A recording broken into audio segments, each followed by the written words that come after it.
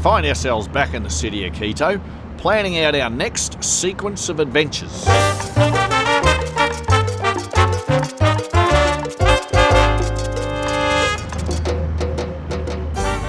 ¿Dónde están los servicios? Estoy enfermo. Well, I'm studying Spanish. So, yesterday we failed to reach the monuments of the equator, but we made a secondary plan. Today we were supposed to make up for that debacle, and I've got a dose of the squidgy guts. So I'm chained to the lavatory, and Wilms is out having a wonderful time, eating burgers, and I'm sitting here.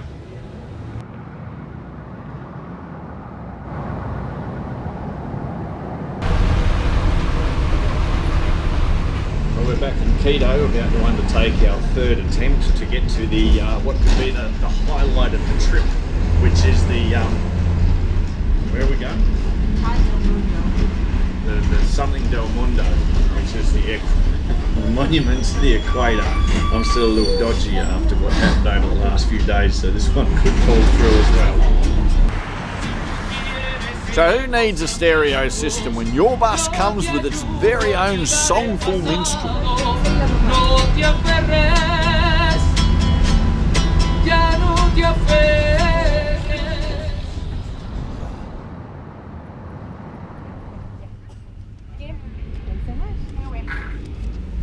We've got the Ecuador Museum, the Cultural Plaza, the bathrooms, the train station, the Craft Beer Museum, and handcrafts. Before us is the main monument of the equator, the line of the world's belt line marked in yellow paint. We're into this monumental monument, and Wilms has assured me it's going to be one of the highlights of the trip, as I've already said, and I mean, it's got a big Mundo on top of it. How could it not be? I said no such thing. Inside the monument of the Mundo's Medio, we find a kind of museum with bits of information and various gimmicks showing the uniqueness of things associated with being at the equator.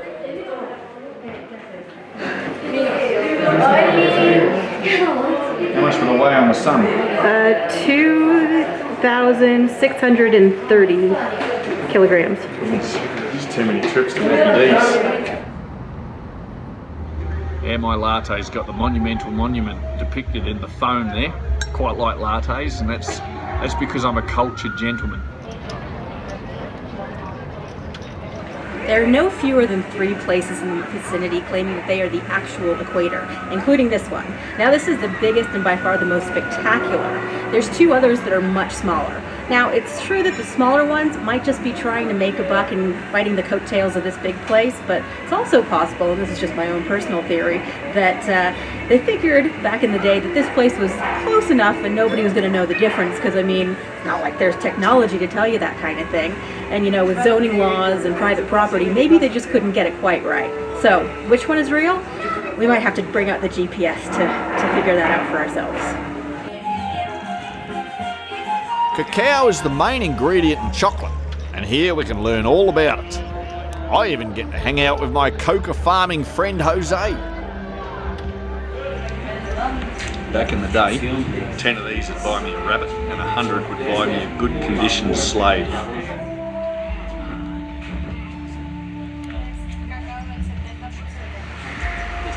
You almost make chocolate out of that stuff.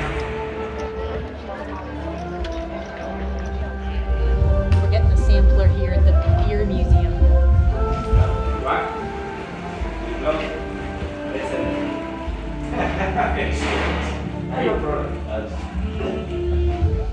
What table do you like it? Oh. Eddie? Yeah. Gracias. De nada.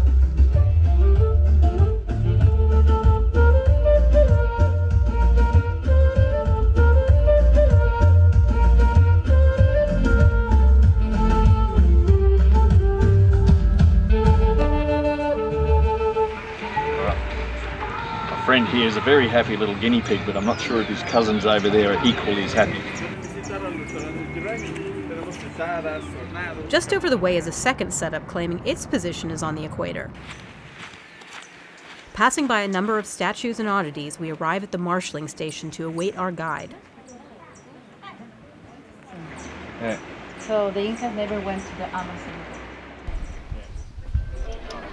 Our first stop is a crypt and burial site, then on to some taxidermy with a formidable anaconda, tarantula and a penis-swimming fish.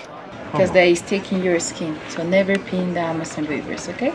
But then when operations were made to native or more to tourists, they found it's out. It's real. And can it affect women as well? For women too. So, ooh. But it's more for men because it's an external organ. Yeah. It's stronger ammonia. They get it easier. That's why. But for women too.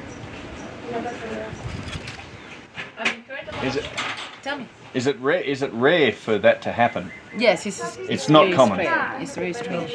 It's not common. Yeah, so the fish are not like infesting the rivers. No, don't worry about that. You seem concerned. Well, I'm notorious for weeing in rivers. And we love rivers. If by chance one needs to shrink a human head, the instructions are painted on this wall. First, the skin and scalp needs be pulled clear of the skull before the fleshy parts are soaked in some preserving fluids. Once this is done, the lips are sewn shut and a small round rock placed in where the skull once lived. Now, things are left to dry, resulting in the skin shrinking around the rock. Voila! Now you have a perfect adornment for either the end of your spear or around your neck.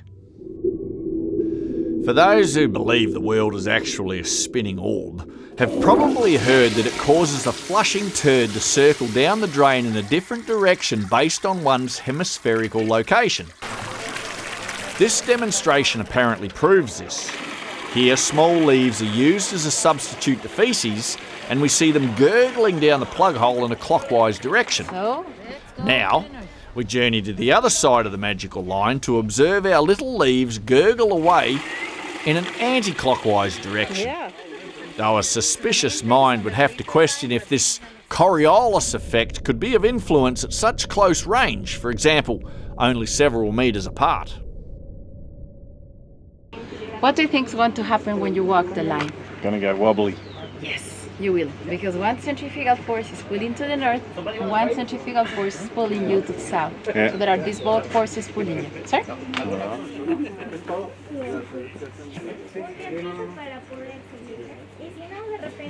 This experiment allows drunken people to argue against law enforcement that it's not the booze, but earthly forces pulling them off track. It is a little different, right? Do you remember the water? Yeah. The forces go straight down, so the yolk of the egg is being pulled to the center. In the north or the south, the centrifugal force pulls from one side or from the other side, so that will be harder. I see. Your turn. This ain't working too well either. Very close. Egg master. For some reason, the following task involves balancing an egg on a nail. I'm struggling with this one, proving beyond a doubt the spinning forces of the world are much stronger on my side this time. There we go, You're in love transformation. again. Yeah, you're looking very suave. Yeah. Normally I've got a head like a smashed crab, put this on and I'm suddenly dashing.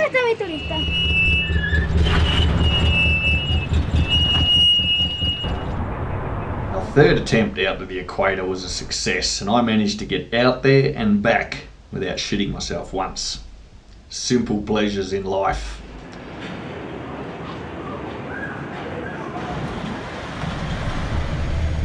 We're leaving Quito and again heading north towards the border with Colombia to an ecological reserve. A long taxi ride from El Enjal, traveling on rough roads high into the hills, brings us to the Polylepis Lodge. Our host Daniel greets us in the reception before taking us around and eventually to our little forest cabin.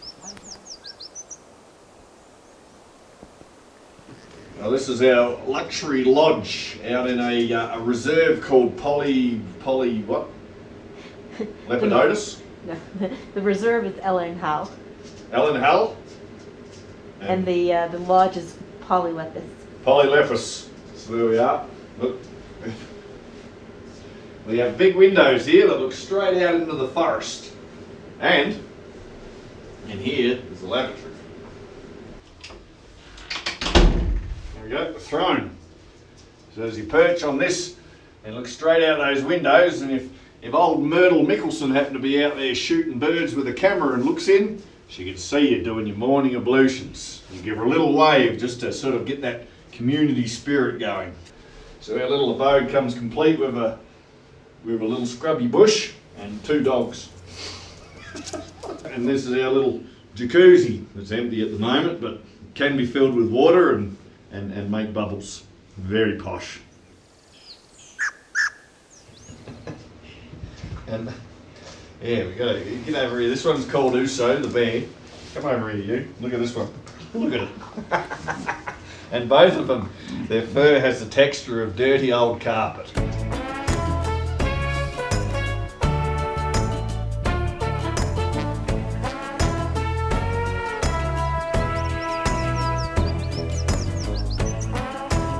The lodge is a pleasant place in a lovely setting. The reception also serves as a lounge kept warm by a blazing fireplace. Nearby is the restaurant, built over a flowing stream where our lunch can be seen swimming below the glass panels of the floor.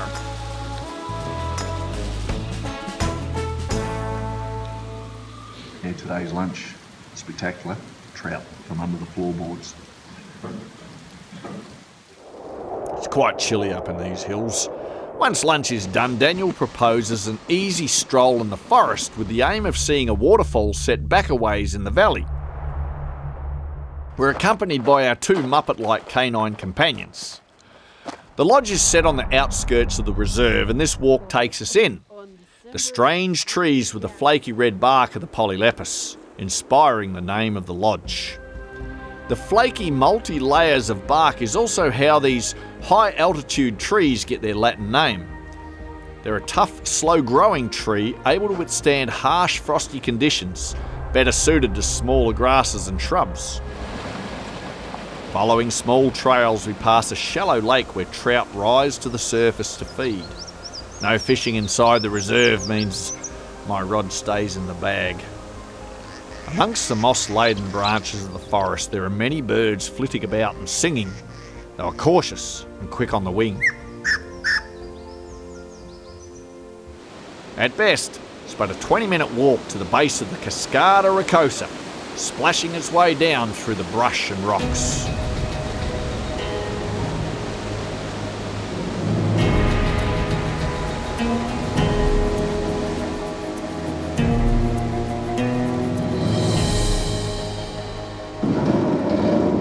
That evening, Wilms and myself convened back in the dining room for dinner, with full service and a fine bottle of Vino Roja. How's that?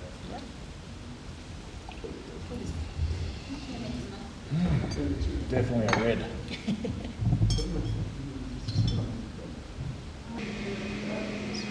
What a strange little place. Like, how did you find this? I can't remember if it was online or if it was in one of the guidebooks, but I'm pretty sure I found the reserve first and then looked for the lodge or a lodge second, and I don't know, it looked okay on the website. I mean, it is okay, right? It is. It's very nice. It's very quiet. We're the only people here. Like, I don't know if there's going to be another gringo here during our entire stay. It's broccoli soup. Looks delicious. Yep. Thank you. Ah, awesome, gracias. No problem. This is all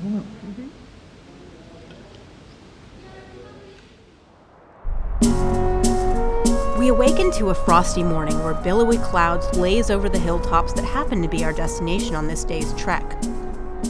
The exposed slopes are well vegetated with scrubby grasses and strange fleshy-leafed plants on tall trunks.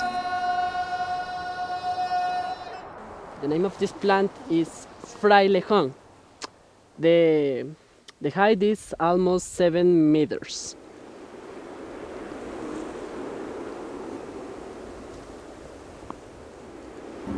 Our walk takes us higher along the ridgeline into the mist with windows of opportunity to view the valley below.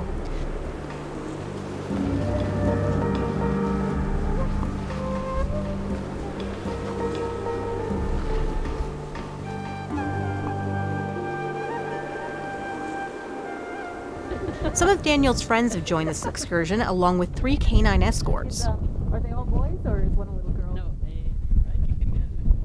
hey, yeah. ¿Cómo? Just learned that this one here is the mother of both the other dogs. Obviously different fathers, so she does get around a little bit.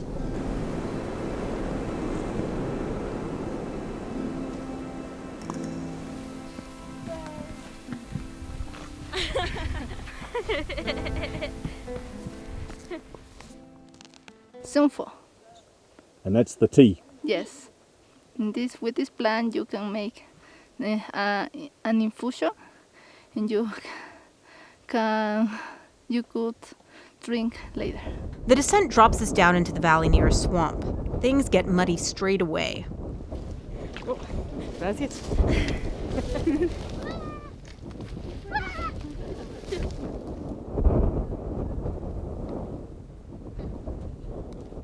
So take care of yourself. Yep. Yeah. Wilms, you going to step in that ditch for the film? No, but I will film you if you want to. We're not lost. We know which way we need to go. Problem is, finding a trail through the thick bush that will take us that way without just petering out to nothing.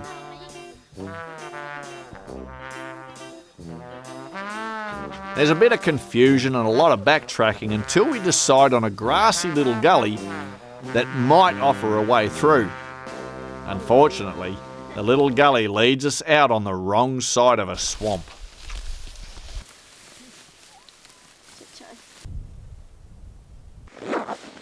What's happening here, Summer? Well, the mud might be potentially deep.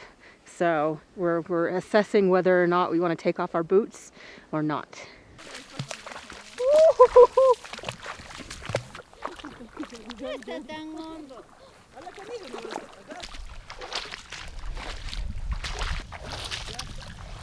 Luckily for us, crossing the swamp isn't as terrible as we feared, but Oso the dog wasn't paying attention and can't find the secret pathway. He needs to be rescued and guided in the right direction.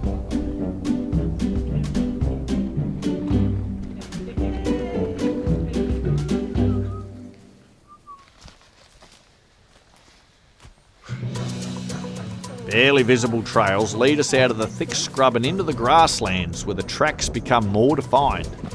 These lead to the upper parts of a familiar waterfall, the Cascada Rocosa.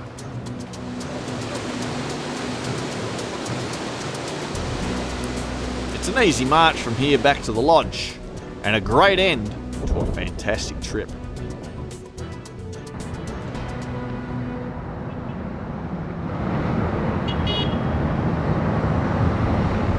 Time in Ecuador has come to an end, and I have to say my first impressions are very good. From the moment we got to the airport, we were not attacked or harassed, and throughout the course of our journey we've seen spectacular countryside, friendly people, great food, and I give it a full thumbs up.